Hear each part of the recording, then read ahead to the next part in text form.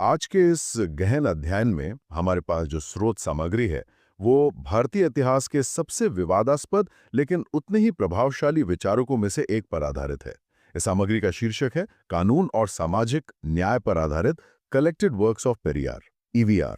हाँ, और ये सच में एक बहुत ही विशाल और गहन विषय है। बिल्कुल। तो आज की इस चर्चा का हमारा मुख्य मिशन ये है कि हम पेरियार ईवी रामास्वामी के जीवन, उनके द्वारा शुरू किए गए आत्मसम्मान आंदोलन और उनके उस तर्कवादी दर्शन से सबसे महत्वपूर्ण ज्ञान और अंतर्दृष्टि को बाहर निकाल सकें। और हमारा लक्ष्य ये है कि श्रोताओं को सूचना के भारी बोझ यानी इंफॉर्मेशन ओवरलोड के बिना ही इस विषय की एकदम स्पष्ट समझ मिल सके। वही तो सबसे ज़रूरी है आज के दौर में। लेकिन देखिए, इस चर्चा की गहराई में उतरने से पहले एक अत्यंत महत्वपूर्ण निष्पक्षता की घोषणा करना बहुत आवश्यक है। आज की हमारी इस स्रोत सामग्री में अत्यधिक राजनीतिक और धार्मिक रूप से संवेदनशील विचार शामिल हैं, विशेषकर ब्राह्मणों, हिंदू धर्म और जाति व्यवस्था के संदर्भ में। और इसीलिए ये घोषणा ज़रूरी हो जाती है। हाँ, तो हम दोनों वक्ता यहाँ स्पष्ट रूप से ये घोषित करते हैं कि हम किसी भी राजनीतिक या धार्मिक पक्ष का ना तो समर्थन कर रहे हैं और ना ही विरोध। हमारा काम यहाँ केवल एक तटस्थ मार्गदर्शक के रूप में स्रोत सामग्री में मौजूद विचारों और ऐतिहासिक दावों को निष्पक्ष रूप से रिपोर्ट करना है। सही कहा। हमारा मकसद किसी विचारधारा का प्रचार करना नहीं है। इतिहास और दर्शन का अध्ययन करते समय ये सबसे महत्वपूर्ण होता है कि हम उन विचारों को उनके मूल संदर्भ में समझें, बिना अपनी व्यक्तिगत सहमति या असहमति को बीच में लाए।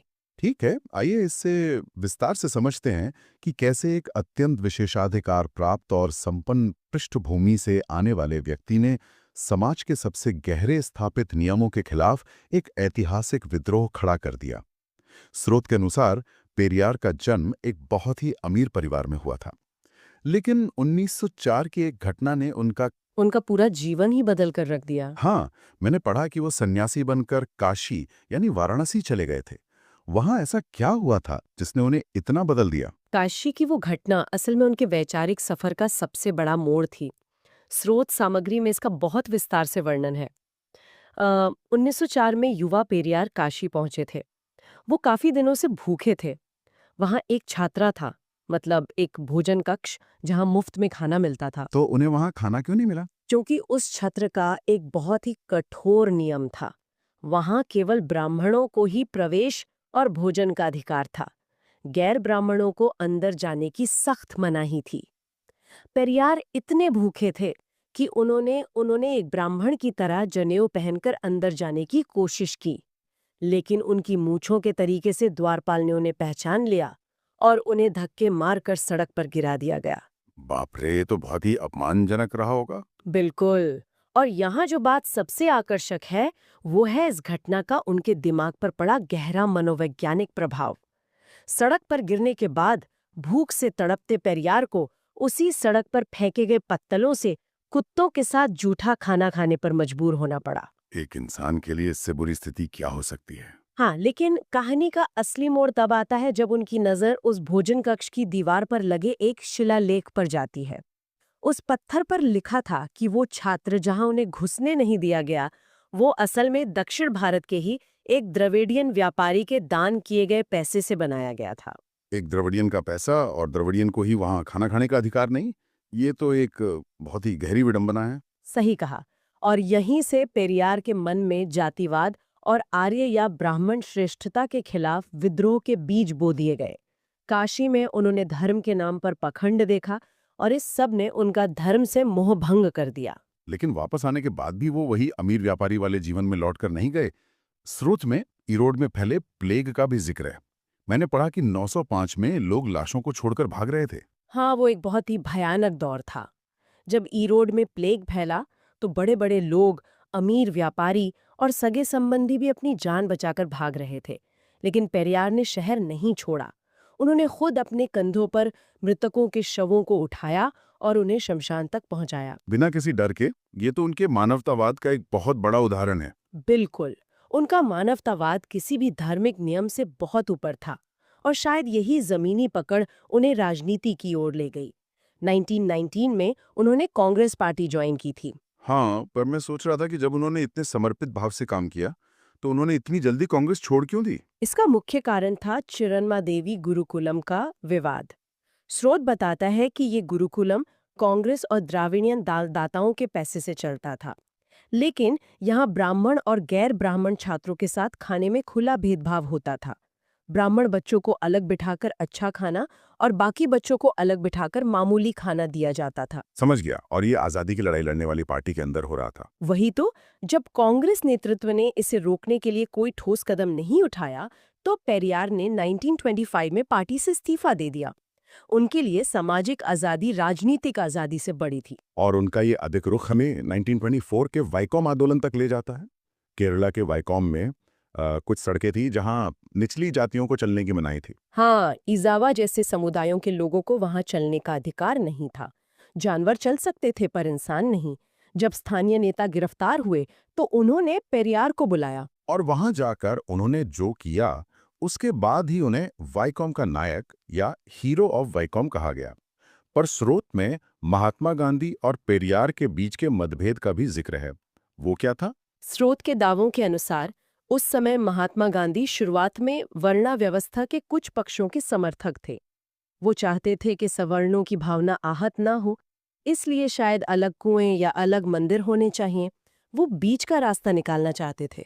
लेकिन पेरियार बीच का रास्ता नहीं चाहते थे। बिल्कुल नहीं, वो पूर्ण और बिना शर्त समानता चाहते थे।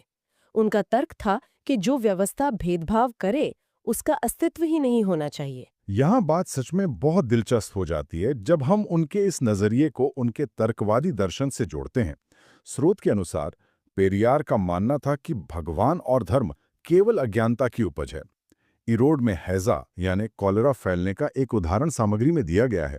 लोग क्या करते थे उस समय? वो उदाहरण उनकी तर्कशीलता को बहुत स्पष्ट करता है। इरोड में जब हैजा फैलता था तो लोग इसे दूषित पानी का परिणाम मानने के बजाय ओम काली अम्मान का प्रकोप मानते थे। वो इलाज से इनकार करते थे और सोचते थे कि दवाई ली तो देवी और नाराज हो जाएंगी। तो इलाज की जगह वो रस्मी रिवाज करते थे। हाँ, नगर पालिका पानी उबालने को कहती थी, पर लोग रात में मटके और नीम की पत्तियां लेकर जुलूस निकालते थे। पेरियार ने इसका वैज्ञानिक विश्लेषण किया। उन्होंने देखा कि हैजा अक्सर बड़े त्योहारों के आसपास ही फैलता था। क्योंकि वहां भीड़ जमा होती थी। एकदम सही। भीड़ जमा होती थी, लोग खुले में शौच करते थे, जिससे जल स्रोत गंदे होते थे।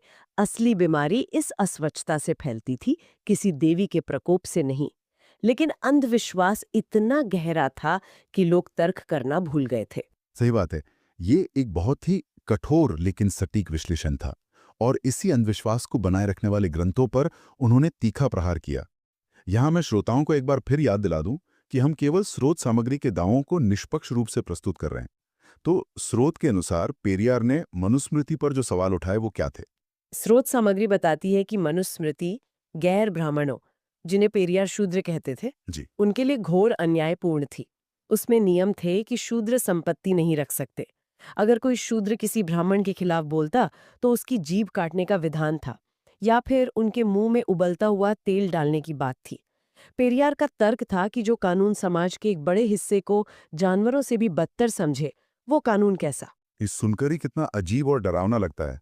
पर स्रोत में ये भी है कि उन्होंने हिंदू पौराणिक कथाओं की भी कड़ी आलोचना की। हाँ, अगर हम इसे व्यापक संदर्भ से जोड़कर देखें तो पेरियार ने देवताओं और ऋषियों के जन्म की कहानियों को पूरी तरह अतर्किक बताया, जैसे किसी ऋषि का जन्म हिरण से हुआ, किसी का मेंढक से।